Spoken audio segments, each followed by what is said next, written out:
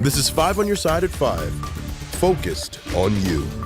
Just in the last few hours, a mother who confessed to killing her 2 children was hit with more charges. Ashley Parmalee turned herself into police yesterday, saying she killed her young daughter and son. Thanks so much for joining us. I'm Kelly Jackson. Mike Bush has the day off. The victims are 9-year-old Scarlett and 2-year-old Isaac. Megan Kernan has been following this story for the past 2 days, and she joins us live outside the Festus Police Department, where there is a growing memorial for the children. Megan. Well, Kelly, that's right. We've seen multiple people throughout the day just dropping off items to pay their respects for 9-year-old Scarlett and 2-year-old Isaac. An hour ago, the St. Francis County prosecutor charged Parmalee with the first-degree murder and the death of Scarlett. And we learned that Scarlett was found in the trunk of Parmalee's car outside of the Festus police station here. Now, the charges say Ashley was driving in an area in St. Francis County when she pulled off the road near a lake or pond and shot her daughter. Scarlett's dad, Jason Doherty, shared these photos with us of his daughter and her brother. He shared on Facebook that Scarlett loved everybody she met and loved everything in the world. He says she had no hate in her heart. Earlier today, the Festus R6 school district confirmed that Scarlett had just finished the 3rd grade at Festus Elementary School. They shared that she was looking forward to moving to the 4th grade. There's also a memorial set up for 2-year-old. When I came home, it was all out there. And I thought, what is going on over there? And I thought, that's a crime scene. Never dreaming it was a mother with a child that she shot in her car. Yeah. You know, and left the boy for dead in a lake. That's horrible. There are at least 2 GoFundMes now to help pay for the victims' funerals, and you can find those in the As Seen on TV section on KSDK.com. And tonight at 7 p.m., there will be a prayer vigil for both of the children at Twin City Little League in Crystal City. Live in Festus, Megan Kernan, 5 on your side. A verdict could drop any day now in former President Trump's hush money trial. A jury spent about 4.5 hours deliberating today. They wrapped up a few hours ago. Deliberations continue tomorrow morning. The former president is charged with falsifying business records to cover up an alleged affair with Stormy Daniels. Jurors heard weeks of testimony, mostly from the prosecution's star witness, Michael Cohen.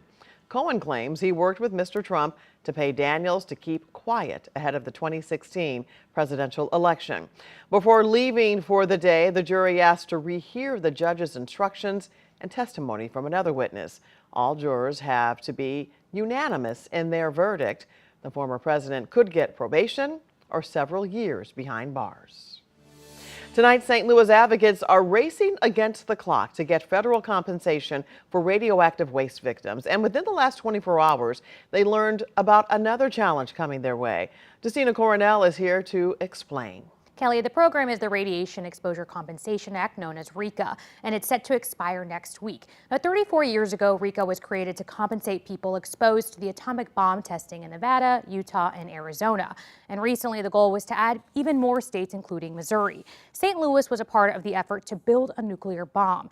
The advocacy group Just Moms STL has been pushing for change for over a decade. Now, the nonprofit heads back to Washington, D.C. next week for the 7th time in a year in order to get St. Louisans compensated. Last night, the group learned, though, Speaker Mike Johnson is considering extending the program and not expanding it. Now, this would extend the program for 2 more years and exclude Missouri. Just Moms co-founders think the $50 billion price tag could be the stall here, but they believe the St. Louis region deserves the compensation and care. You know, the speaker has promised to have a path forward, and this isn't a path forward.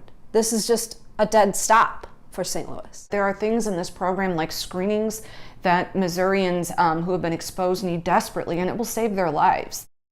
Right now, the St. Louis advocates are asking community members to reach out to their congressional leaders to get this program expanded. Now, they haven't lost all hope. They said there's still time. The program expires next Friday. Right now, the Illinois state budget is awaiting the governor's signature. Investigators predicted a downturn in profits for casinos and sports books after Illinois lawmakers raised taxes on the sports betting industry.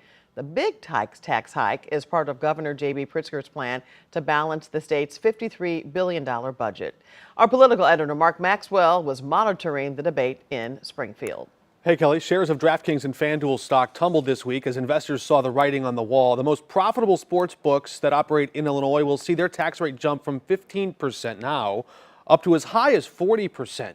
Other states' tax rates on sports books can reach as high as 51% in some cases. Here, sports books that don't perform quite as well, they might pay a starting tax rate of 20%. This doesn't come directly out of the winnings for the bettors, but one coalition representing these sports books said, quote, "This tax hike will mean worse products, worse promotions, and inevitably worse odds for Illinois customers, not to mention provide a massive leg up to dangerous, unregulated, and illegal offshore sports books who pay no taxes and adhere to none of Illinois sports betting regulations."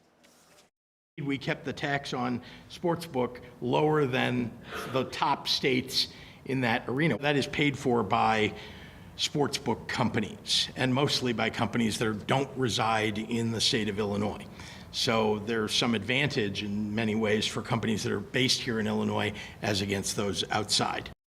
That's Governor Pritzker defending his move at a press conference this morning and downplaying fears raised by some operators that the tax rate might drive them out of the state. Tonight at 6, more on what the governor's budget means for your pocketbook. SSM Health is expanding its emergency room at St. Joseph's Hospital in Wentzville. The ER is newly renovated and has doubled in size. There are now 14 private rooms. The expansion is 5 years in the making. SSM Health says this will help the hospital deliver care even faster.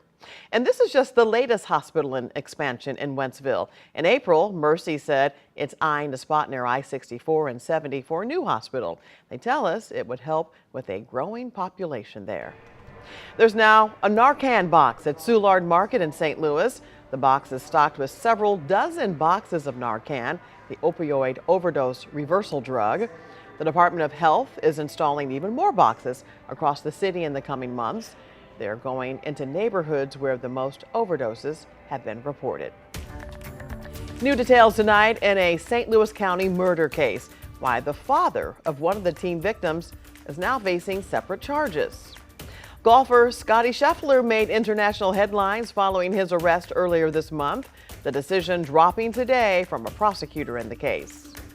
Cicadas are all the buzz. We verify if the number we're seeing in our area now is the worst it will get. Well, the weather's been the best we'll get for this time of year in St. Louis. Comfortable temperatures, lots of sunshine. Too bad we can't keep this through the weekend. We're detailing the changes, including the rain chances coming up.